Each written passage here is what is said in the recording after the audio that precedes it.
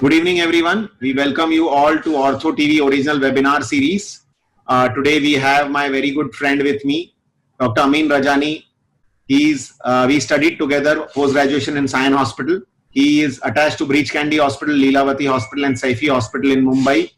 He is going to talk on UKR, Welcome to the Future, Concepts and Technique. This webinar is brought to you by GSK Consumer, the makers of Iodex Ultra Gel. Over to Dr. Amyn Rajani. Thank you so much, Neeraj, and a big thank you to OrthoTV and Dr. Ashok Sham for giving me this opportunity to talk about one of my favorite surgeries, the unicondylar knee replacement surgery. Now, earlier in my practice, I used to do a lot of total knee replacement surgeries, but the percentage has now reduced drastically.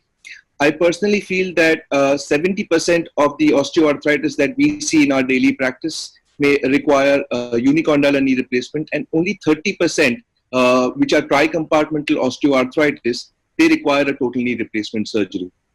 But before I start and begin my presentation, I would like to thank two of the most important people in my life, Dr. CJ Thakkar, who's been my mentor, guide and teacher, and I've learned much more than orthopedics from him, and Dr. Christopher Dodd, with whom I had the opportunity to train and work under to learn the unicompartmental knee replacement surgery at Oxford.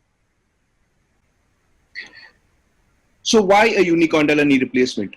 We are doing so many TKRs, it's almost like a general orthopedic surgery, everybody's doing it, and it's very safe, it's very simple with predictable results. So why go into something which is unknown? Now, unicondylar knee replacement surgery, it treats the pathology of the affected compartment, leaving the other structures of the knee normal. And that gives us a more anatomical knee with less morbidity and faster recovery with minimal rehabilitation, so that the patient is satisfied to the great extent. But most of the surgeons, they are not very happy with this surgery. They don't want to do it. And there are many reasons for that. I have classified these reasons into three categories. The surgeon factor, in which the fact of the matter is that there is not many surgeon-to-surgeon training programs for unicondylar knee replacement surgery, because there are not many surgeons who are doing this in India as well as abroad. The Oxford course is held in India once a year, and it is mandatory and technically important to attend this course before you begin the surgery. So, attending the course and you're doing the surgery, it is illegal. The third surgeon factor is that it's got a long and steep learning curve, and at whatever career stage you are in, once you start doing unicompartmental knee replacement surgery, you should be aware that you are going to face challenges and complications, and that is one of the reasons why most senior surgeons, set surgeons, don't want complications in their practice and probably don't want to do something new. The other factor is the peer pressure. Now, if you start doing unicompartmental knee replacement surgeries, you're going to face complications, and just in case you go down the ladder, there is not anybody going to support you. In fact, you might face a backlash as to why you did a unicompartmental knee when a TKR was a more safer surgery. The third factor is the patient factor. Now, when we say partial knee replacement surgery, the patient thinks that it is a half job done, and they want to pay you half as well. Now, that is the reason why we should stop calling it partial knee and call it a unicompartmental or a unicondylar knee replacement surgery. And we have to explain to our patients and make them aware why this surgery is more better than a total knee replacement surgery. But to do that, we have to understand the concept. So the learning curve, why is it difficult? This is because it is not like a routine knee replacement surgery. The concepts are very, very different. You are operating in a different position of the patient from a small window, and that can lead to complexity and complications.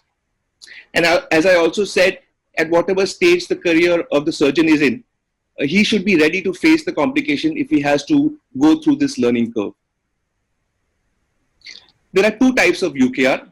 One is a fixed bearing UKR and a mobile bearing UKR.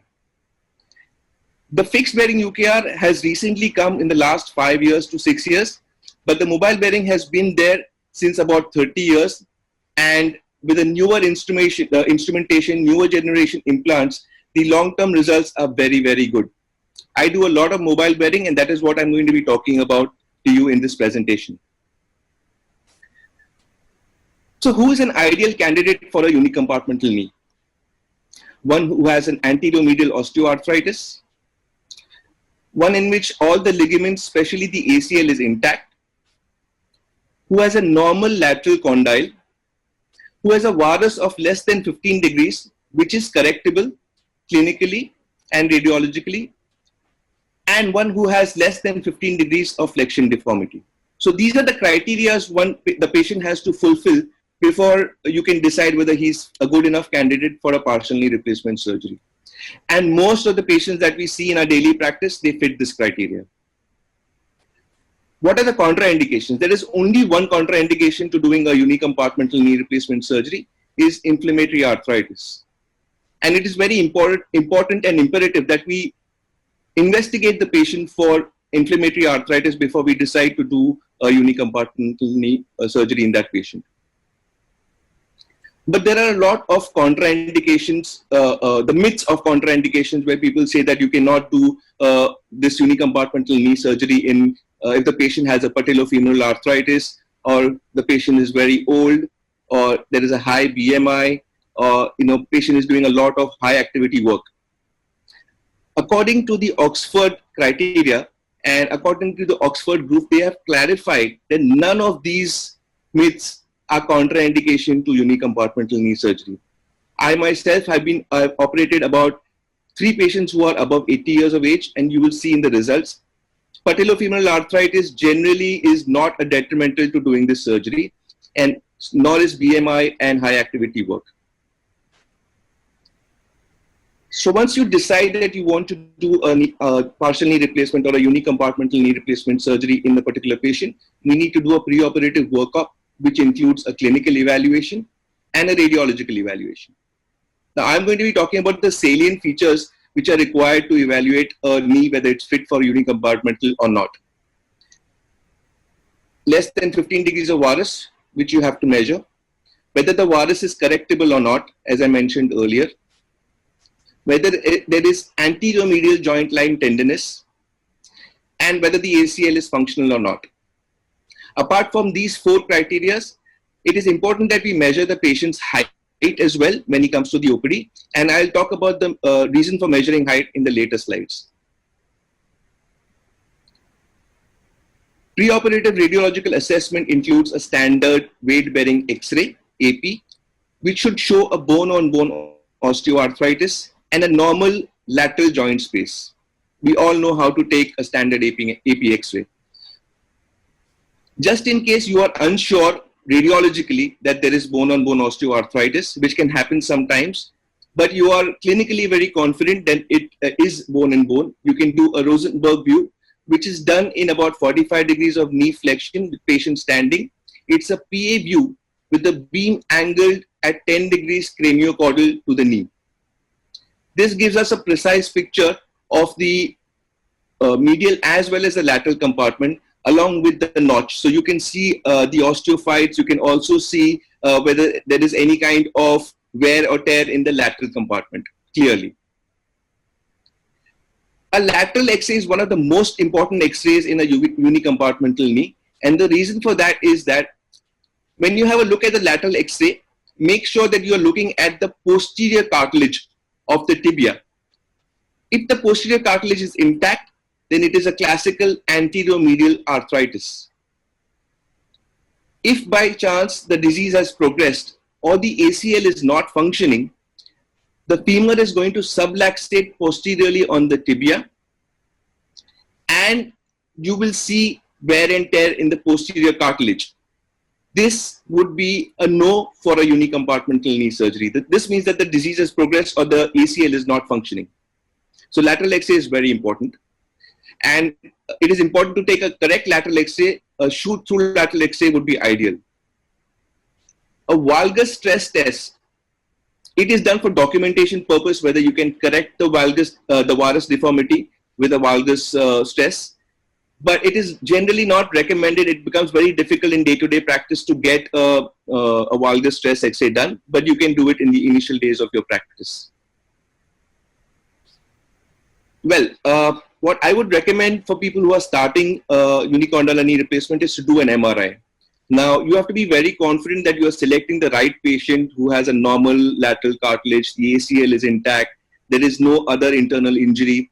So MRI would be helpful for the surgeon, as well as from the medical legal point of view, as to whether you are doing the correct surgery in a rightly indicated patient.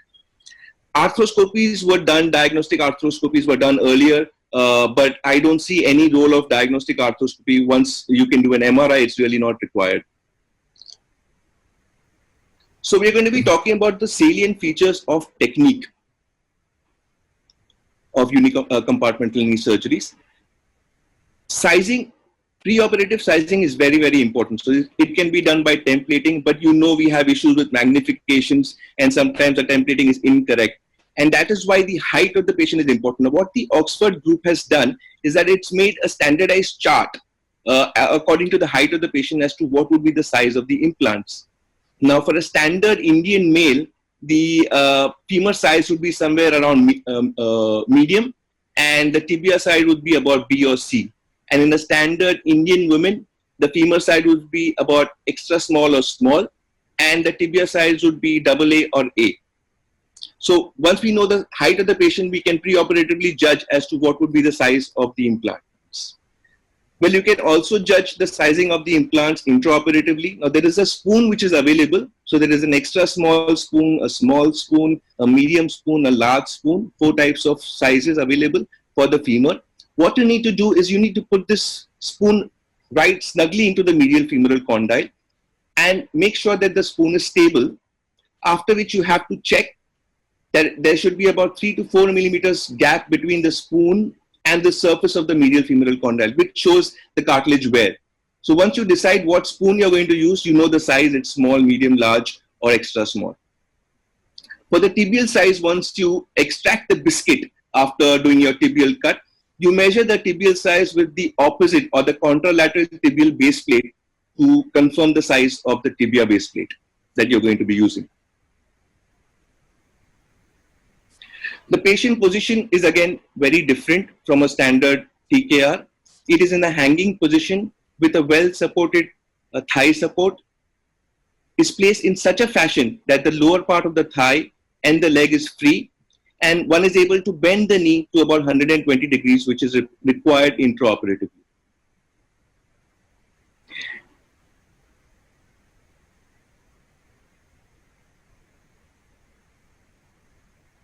Amyn, your voice went off. So the patient position is very different from that of a standard total knee replacement surgery. The patient is positioned in such a way that the leg is hanging, supported by a thigh support in the middle of the thigh.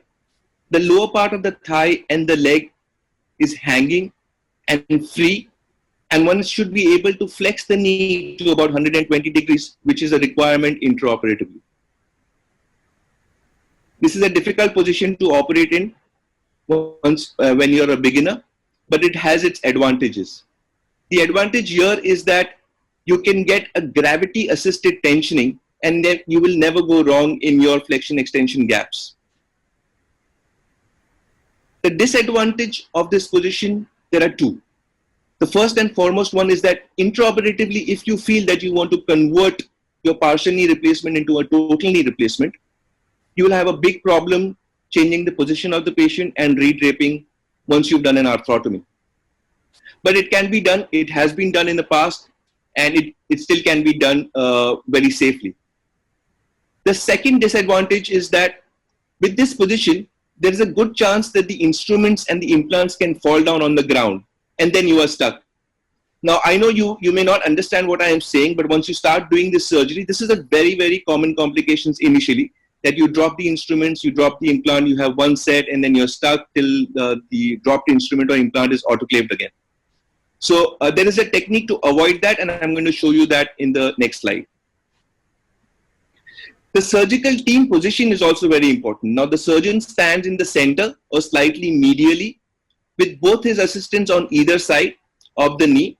The other leg is in a lithotomy position, or it is kept on the stool and abducted. Now the back trolley should be in such a fashion as when you're operating a left knee, it should be on the right side of the surgeon. And if you're operating on the right knee, it should be on the left side of the surgeon, in a right hand dominant surgeon. Now this is important because it is easy for the right hand dominant surgeon to pick up the instruments from the trolley and then keep it back. And this will avoid the falling of the instrument. So this is what I practice, and I feel it is very, very safe to do that. And the incidence of instruments dropping becomes very, very less right from the beginning. The incision is from the superior pole of the patella, slightly medially, running down obliquely or curving down towards the upper portion of the tibial tuberosity. It's about a 5-inch long incision. And once you incise, you probably go ahead and do an arthrotomy either by a mini mid-vastus approach or a standard medial parapatellar approach. Once the arthrotomy is done, it is imperative that you go ahead and remove the fat pad. Now, the fat pad can actually block your vision, and it is important that you remove it completely so that your medial femoral condyle is well exposed. You are able to see the ACL and toggle it to make sure that it is intact. Once that is done, you start removing the anterior horn of the medial meniscus along with the periosteum. Now, you can only do that till the anterior medial border of the tibia. Please understand, you cannot release the MCL under any circumstances whilst doing a UKR. So the MCL is not touched at all. Also, to enhance your exposure, you need to remove the osteophytes from the medial femoral condyle, as well as only from the anterior part of the tibia if there are any osteophytes there. You also have to remove osteophytes from the lateral part of the medial femoral condyle in the notch and the medial part of the lateral femoral condyle in the notch, so that there is no impingement of ACL or PCL. Now, doing all this enhances your exposure to a great extent. You can also probably subluxate the patella and have a look at the lateral condyle of the femur. As I mentioned earlier, protection of the MCL is very, very important, because if you damage the MCL, you are doomed. You can't go ahead and do this surgery. Now, to protect this MCL, there is an MCL protector, which is available in the instrument set. Dr. Chris calls it the curly whirly due to the design. And what you need to do is you need to put this curly whirly underneath the MCL at the level of the joint, and then ask your assistant to hold it at all times so that the MCL is protected during any of the cuts that you're doing or during milling. The tibial cut is two types, the vertical cut and the horizontal cut. Now, the vertical cut is done in such a fashion that it is just medial to the medial tibial spine, touching the lateral aspect of the medial femoral condyle, and it is pointed towards the anterior superior iliac spine. Now, the tip that I want to give you here is that when you're doing your vertical sawing, make sure that you do not lift your hand. As you can see in the picture, I've lifted my hand. This should not be done. Otherwise, your posterior cut will be very, very deep and you will fracture the tibia. So this is something which is very important, which you have to understand, that you cannot raise your hands while sawing, doing the vertical sawing. And it is very commonly done when you begin doing your surgeries. The horizontal tibial cut can be done with the help of the tibial jig or freehand. You have to take out minimum of 3 millimeters of the tibial biscuit whilst protecting the MCL. If your cut is less than 3 millimeters, your joint will be very tight. You will not be able to put in an insert because the minimum insert size is 3 millimeters. And the maximum cut that one should take is about 4 millimeters. The reason for that is that you don't want an increased gap. And the insert site which is available in a Unicompartmental 4, 5, 6, and 7. So you have to make sure that your gaps are not too narrow and not too wide. Otherwise, you'll get stuck again. This is what the tibial biscuit looks like. Now, unfortunately, I cannot use the pointer, but if you can see the anterior part which is inferior in the picture, is completely devoid of the cartilage, and the posterior part, which is the superior part in the picture, has good enough cartilage. That means that there is only an anterior wear, and again you are confirmed with your diagnosis that this is an anterior medial arthritis. Again, now I'm going to differentiate between a TKR and a UKR for you so that it becomes simple. In a TKR, our opening of the medullary canal is more central, whereas the opening of the medullary canal in the UKR is slightly more medial, probably in line with the border of the lateral border of the medial femoral epicondyle, or just lateral to it. Once the medullary canal is opened up, you put in a medullary rod, and then you mark the central third of the medial femoral condyle. Now, everything that we do in a UKR has a reason. We do this so that we can put the femoral drill guide in such a position that the central third of the femur is right in the center of the peg holes. This will help us in alignment and rotations. Once the drill holes are drilled, before drilling these peg holes, what you need to do is you can also use a link device which is available in the instrumentation set. Now the link device basically helps in alignment and rotation. So one limb of the link device goes into the medullary rod that you have put in the canal, and the other limb goes into the femoral drill guide which you have put snugly fitted on the femur. So now you have a good alignment, a good rotation. Go ahead and drill your peg holes so that you are able to put the posterior femoral jig. Now the posterior femoral jig is put in such a fashion that the pegs of the posterior femoral jig go right inside the drilled holes which you have just drilled. And whilst doing the posterior cut, I am signed out. Am I, Neeraj? Because that is what it's showing on my computer.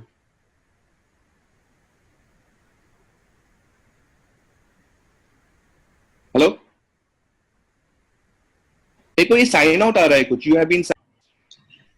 So the posterior femoral jig is then inserted into those drill holes which we have created, and whilst doing the sawing, you have to make sure that you drop your hand now to capture the adequate amount of the posterior cut. Now if you don't do, then you will just skid off and you will not be able to have any posterior cut.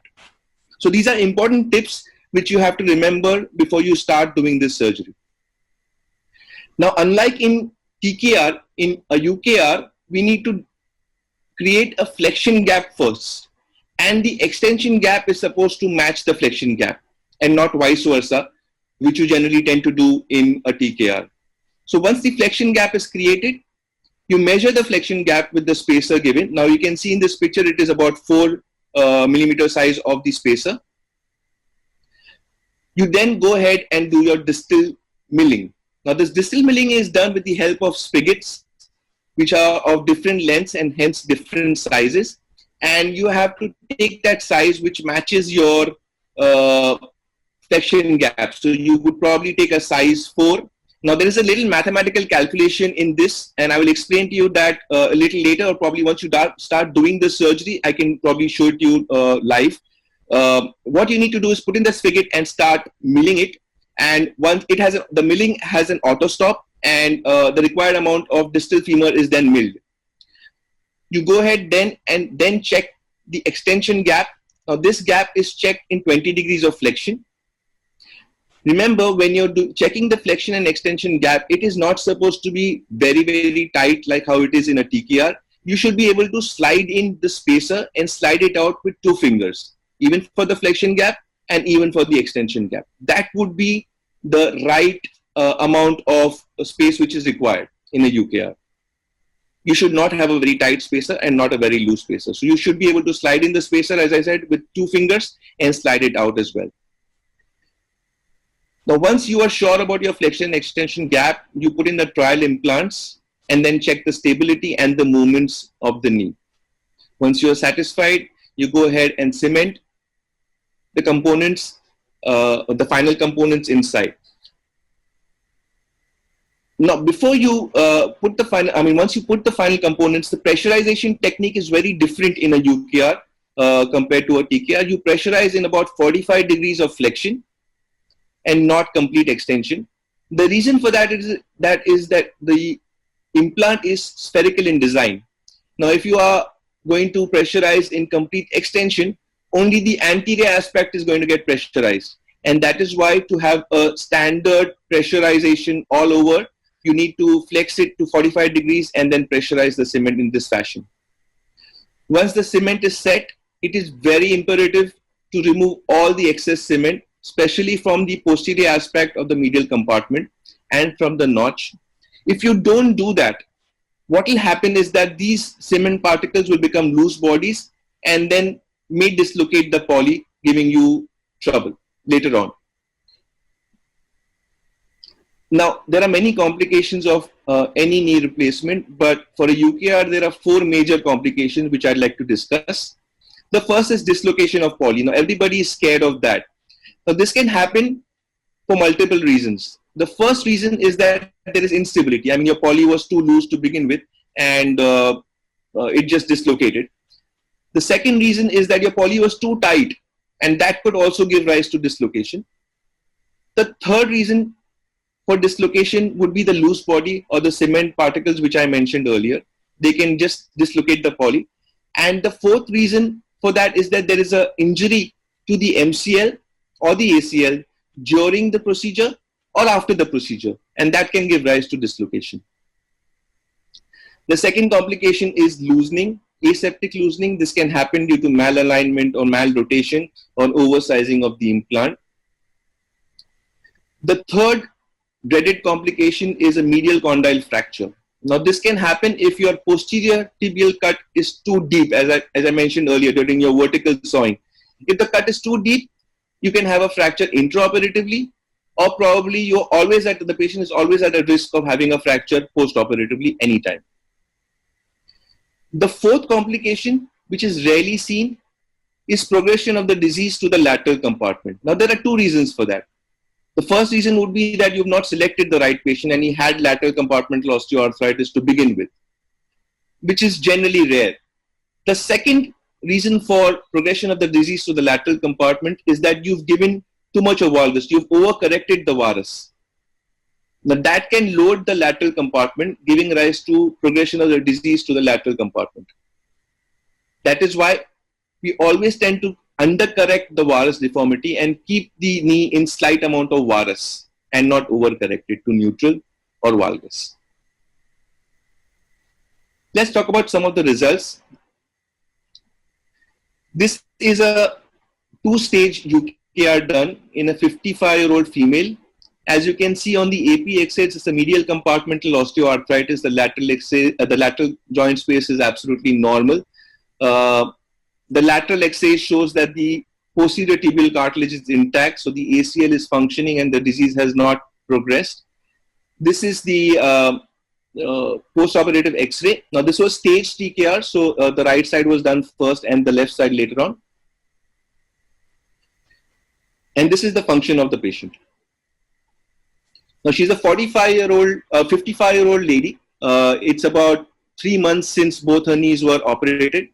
And she's able to do all her activities. You can see the scar, which are small, about 5 inches.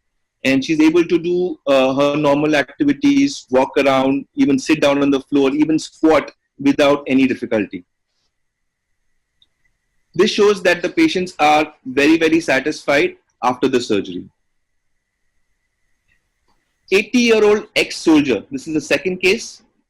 He's an army man. This is what his X-ray looks like. Now, 80 years, most of us would probably think about doing a total knee replacement, probably not a bilateral, maybe a staged total knee replacement for this patient. But have a look at this. This is the lateral condyle of this patient. Now, do you think we should go ahead and do a total knee replacement for this patient? I don't think so. And whenever you are doing total knee replacement surgeries by yourselves in routine patients, please have a look at the lateral condyle. Most of the times it is pristine, and it is criminal to remove that cartilage and then replace it. Hence, went ahead and did a bilateral single stage UKR for this patient. You can see that the knee is left in some amount of varus on both the sides. And this is the function of the patient. So being an army man, he wants to do all these acrobatics, and he wanted to show me what all he can do. So let's just see.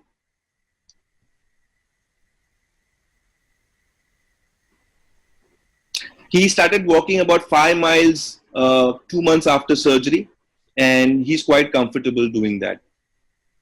He's walking like a stiff soldier, but he's got excellent knee bending.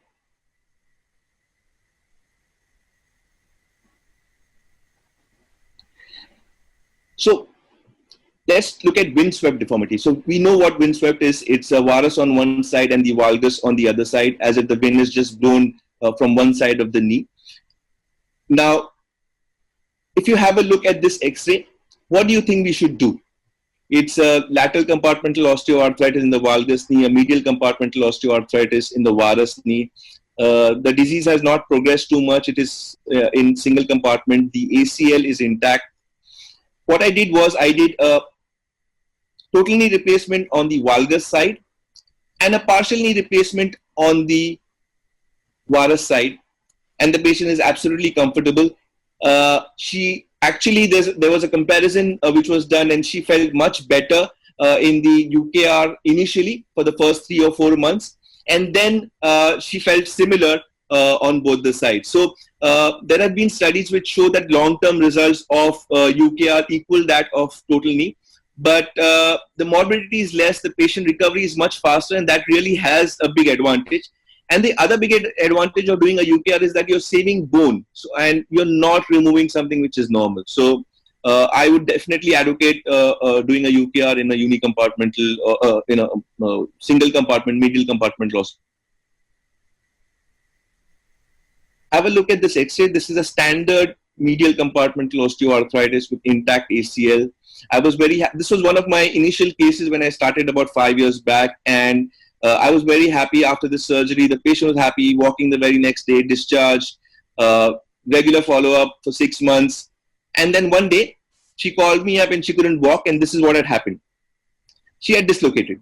Now you can see the poly over there on the posterior aspect. The poly is dislocated posteriorly. And I was really, really very scared. But I had the courage to go down and do a total knee replacement surgery for this patient. Now, a rod was actually not needed in this particular case, but I wanted to be extra safe, so I stemmed the tibia, and the patient is absolutely comfortable. It became a little difficult to explain to the patient as to why the dislocation happened, but when I retrospectively analyzed, I feel that probably I may have damaged the MCL intraoperatively, which could have created some amount of laxity. So once I went down inside for the revision, I could not even fit in a 7-spacer, for the UKR. So I had to go down and do a TKR. So most probably I did injure the MCL, and it became lax. So the take-home message would be the concepts of UKR are very unique, and it may take a little time to actually learn this procedure and confidently do it. But once you start doing this procedure, you will not look back and never think about a total knee replacement surgery.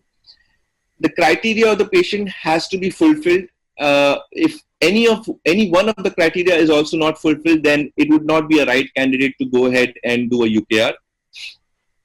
I understand that this is a long learning curve, and you will face a lot of complications, a lot of hesitations, a lot of challenges whilst climbing up the ladder. But that is something which we need to do. We need to keep innovating, and change is the only constant. So we need to go ahead and learn new things. And as I said, whatever stage of career you may be in, you may be a young surgeon or a middle-aged surgeon, you should be ready to face challenges and complications once you start doing a UKR. In your initial days, there will be complications, and you should be bold enough to face them. Thank you for your attention. I hope I've hopefully probably the next time I'd show you a live surgery. Thank you, Neeraj. Yeah. Thank you, Amyn. That was a very comprehensive coverage of UKR. For a person like me who has not done any UKR, or maybe have seen only 4 or 5 up till now, was a lot of knowledge. But I had a few questions. I attended a webinar yesterday also on a TKR UKR. So I had a few questions from that webinar which I carry forward here. So Sure. tell me now, do you do routinely an MRI before you decide to do a UKR? So initial days, yes, but for the first 2 or 3 years, I did do a MRI on a regular basis. Now I do it only when I'm slightly doubtful. Now, what disadvantage the MRI has is that it overdiagnoses things, and you may have some amount of fraying in the lateral side, which is probably not even stage 1, and you would will not do the surgery. So when I was speaking with Chris Dodd, he told me that once you're confident, don't do an MRI, because then you're going to overdiagnose and you will not do the UKR. So I've stopped doing MRIs now. And you showed this PA view of the X-ray, which Yes. is relatively new, and all X-ray technicians in all hospitals are not so well versed with doing it. So do you supervise these X-rays yourself, or you have taught the technicians? Yeah, so I send them to a particular radiology center which is close to my clinic, and I've trained the technician to do that. Okay. And now the surgical technique. So if you said that, there is this intraoperative decision where you may have to convert a UKR into TKR sometimes. Yes. And how many times have you done that so far? So I have done that once, and that was because what happened was that when I generally used to put in a small spike in the notch to prevent damage to the ACL, and in that particular patient, the patient was quite osteoporotic. So after taking all cuts, I actually my assistant actually avulsed the ACL from the tibia because of the soft bone. And I had almost finished the procedure, but then I had to change and go ahead and do a total knee. Yes, so it was difficult to change the position and redrape once the knee was open, all the cuts taken, but we somehow managed, and the patient did not get infected.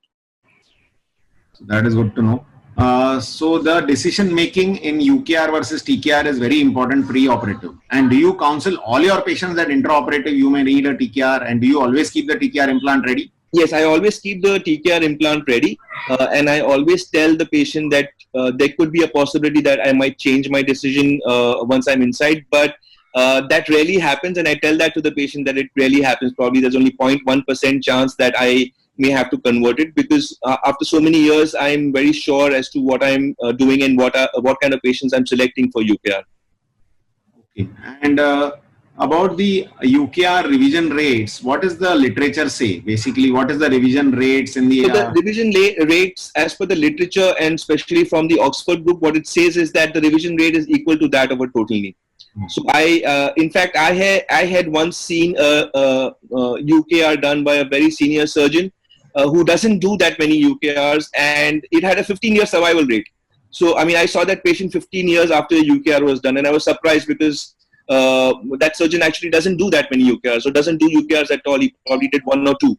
So yes, even in not very experienced hands, if the UKR can last 15 years, probably if you're trained enough, it may last even longer. Okay. So 15 years is almost as good as a normal knee replacement done by an average surgeon. Right. Yeah. Okay. So I think that's all for my side. One more last question now, post-operative rehabilitation. Do they have to undergo a lot of physiotherapy, or it's comparatively less compared to a TKR? Much lesser, because the patient starts walking the very second day without any support, and the knee bending is about 100 degrees on the next morning, probably even late in the evening. So I've started making my patients walk late in the evening after the surgery, and they're quite comfortable. So I do give physiotherapy, but it is not required for more than about 7 to 10 days. And then they are on their own? Yes. What about post-op pain control? What do you use for that? Minimal pain. So I use the standard drugs. I do inject a cocktail like I used to do in my total knees, and this is done on the spinal anesthesia and the cocktail, and probably a paracetamol injections for about 24 hours, and after that on oral analgesics. Yes. So you don't use any type of adductor canal blocks or the... No, not for UKR. No, absolutely not. I do use it for my TKRs occasionally, but not for UKRs. Okay, thank you very much. We thank Dr. Amyn Rajani for sparing his time. And now, as we are getting back to work in Unlock 1.0 in India, hope everybody is getting back to work. We also thank GSK Consumer, the makers of Iodex Ultra Gel, to bring us this webinar. Thank you very much, and bye-bye, and good night to all of you. Bye-bye.